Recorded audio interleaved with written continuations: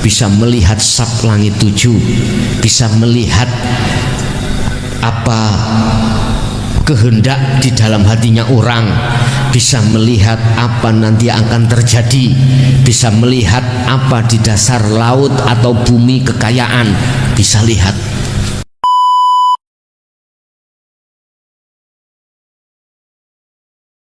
Ketika saat jiwa atau nafsu lawamah dan mutmainnah yang berkuasa, maka hati itu selalu condong pada Allah, tidak bakal lalai, sehingga sholatnya itu selalu makrifat pada Allah. Cuman saja proses untuk daimun di situ ya kudu ngelewati, kadang khosiun kadang enggak. Itu karena kita memang diproses Allah di fana dan di kamil. Hukumnya fana kita 4 rakaat sing sak rakaat khusyuk, sing 3 rakaat jablas. Terus kita ikuti alir proses dari Allah ini. Yang terpenting kita pegang teguh zikir kuwi sak mampu panjenengan. Nanti kalau sudah diletakkan di fanaul fana atau di kamil beda lagi. Umpama 4 rakaat, 1 rakaat yang tebal, yang 3 rakaat khusyuk. Tapi mohon maaf, kadang-kadang lalai dengan rakaat. Umpama dijadikan imam, mestinya habis takbir iku rukuk, nanti langsung sujud. Ya udah, imame makmume bingung, akhir subhanallah wis gak pengaruh. Makanya ojo dadi imam, dadi makmum ae ora apa-apa. Wis beda kalau sudah dibakok, sudah Pak, sedikit pun, 1 detik pun tidak akan pernah lalai pada Allah. Siapa itu? Rasulullah Sallallahu Alaihi Wasallam, karena sudah di makom maksum. Pertanyaannya, apakah kita bisa untuk mencapai makom maksum seperti apa yang telah dialami oleh Rasulullah? Jenengan gak usah memakai kaidah yang mengatakan kalau tidak Rasul gak bisa, jangan. Kalau sampai mengatakan iman kaidah mriku berarti menuduh Allah tidak kuasa atas segala umatnya lagi itu. Jangan Pak, jangan. Mohon maaf. Tolong diperhatikan apa pesan Rasulullah. Rasulullah sendiri berpesan, innama ana basarum mithlukum. Innama ana basarum Rasulullah sendiri lo langsung jawab ning Quran, wahai umatku, aku itu sama dengan kau, sama manusianya. Rasulullah, jangan kau sembah aku, kau puja-puji aku, tapi sembahlah siapa yang aku sembah. Itu Rasulullah. Sehingga Rasulullah memberikan satu hadis, anta'budallaha ka'annaka taroh. Sembahlah Allah seakan-akan kau bisa melihat Allah. Kalau tidak bisa melihat Allah, seakan-akan kau selalu dilihat Allah. Itu Rasulullah. Kuncinya di mana? Kembali ke zikir sirul asror Pak, itu Pak. Kalau ke zikir jahri, zikir sirri khofi, nggak bisa Pak. Saya ini mohon maaf ya, mulai tahun 76 Abah itu sudah mendidik toriko saya. Ya, mulai tahun 76 gitu. Anak-anaknya sudah kecil sudah dididik sama no. Cuman Abah saya nggak plei, ngerti nggak plei? Tidak mau menjelaskan tentang sirul asal. Wis pokoknya kamu berzikir ini, itu aja. Makanya saya katakan nggak plei. Iya Pak. Tapi satu sisi benar, ketika kita sudah mendapatkan dan mendapatkan apa yang kita cari sirul asrar, kita laporan, jawabnya apa? Aku biyen yo ngono, ora dituduhno mbahmu, ngoten Pak Bu. Dengan maksud dan tujuan ben ngerti, ben gelem Riyadho.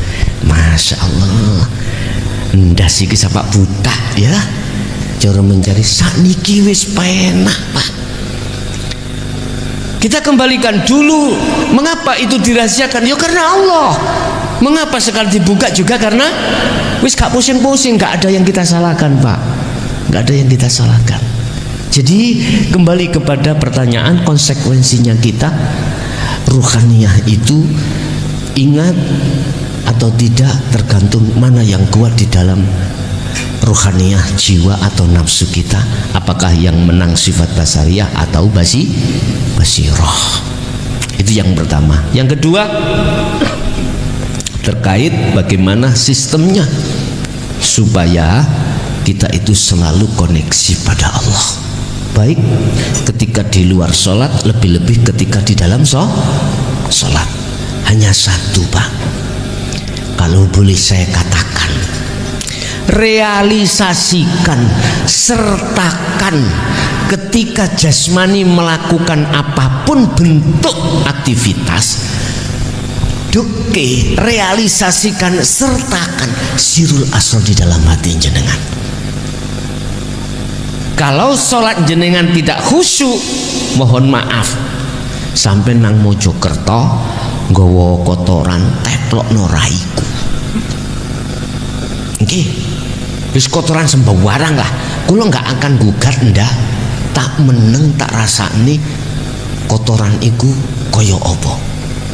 Makanya saya pernah mengatakan, jenengan ketika suluk atau kholwat khusus, apabila Allah mempertemukan jenengan, ruhaniyah jenengan loh ya, di makom mukasyafah, di alam lahut terhadap baginda Rasulullah, tanya, ya Rasulullah, apakah jenengan dulu juga menyampaikan dinul haq atau tidak? Yang disampaikan bel, gitu ya.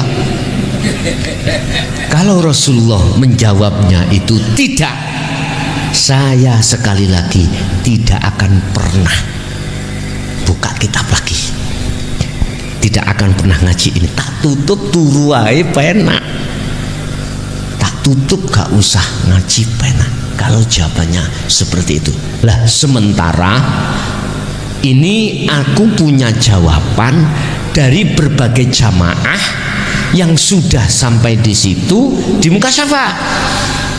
Jawaban terhadap diri saya sudah saya terima WA-nya. Saya nggak usah ngomong siapa dirinya loh nggih. Niku boleh kok nggak penak membuka inisial.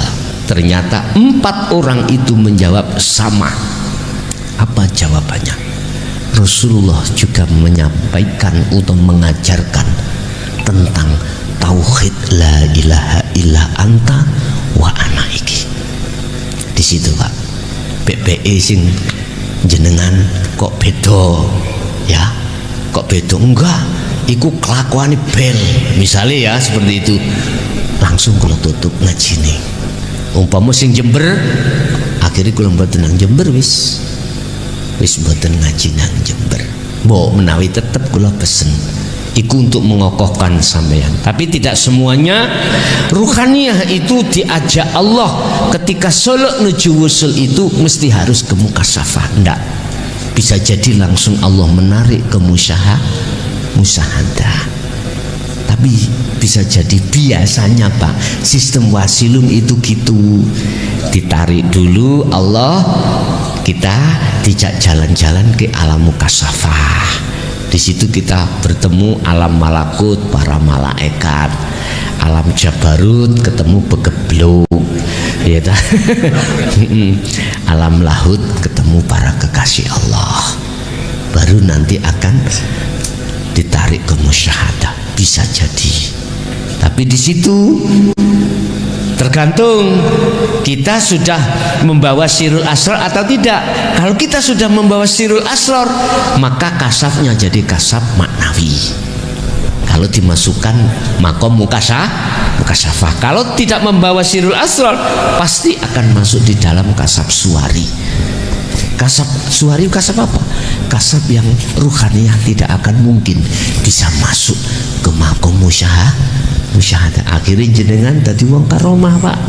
Iya, pendelengan meripat ati sampean saged melihat di dalam bumi, perut bumi ada kekayaan apa, bisa melihat di atas langit, ya mohon maaf mata hati sampean itu mau, tapi tidak bisa kemusyahadah, nggak bisa.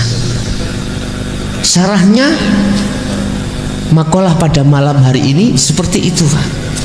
Sepanjang apapun mata hatimu bisa melihat ya, tapi tidak kemusyahadah.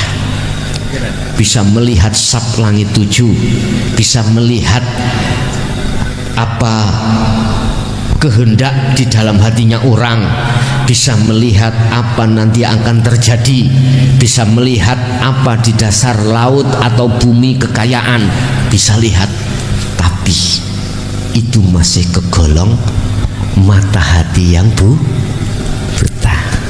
Di situ, Pak. Apa caranya atau kuncinya? Kita bisa koneksi datang Allah pada waktu sholat, kembali lagi pegang teguh talinya Allah, realisasikan, praktekno dzikir sirul asr di tengah-tengah sholat, pasti nyaman, nikmat hati sampean, anteng, estu anteng. Pertama proses mungkin jenengan bisa sampai 10 bahkan 20 menit, Pak, estu. Artinya gak gopoh untuk meninggalkan sholat. Tapi nanti kalau sudah kelamaan sudah terbiasa, kadang-kadang tidak lama-lama, kadang setengah menit lu mari, kadang sak detik mari. Lah ini kok sholat hari apa terawih kok tapi hatinya selalu makrifat Allah. Sakit. Kadang-kadang ya itu tadi, mestinya 2 rakaat jadi 1 rakaat, witir sak rakaat jadi 1 bel. Yes, lihat aja nanti jenengan diletakkan Allah di khos apa di khawasul khawas, nantinya begitu. Nggih, Pak, nggih. Yang kedua caranya jenengan hati sampean selalu bisa koneksi terhadap Allah, sambung terhadap Allah, robitoh terhadap Allah, pegang teguh dzikir sirul asrar, nggih.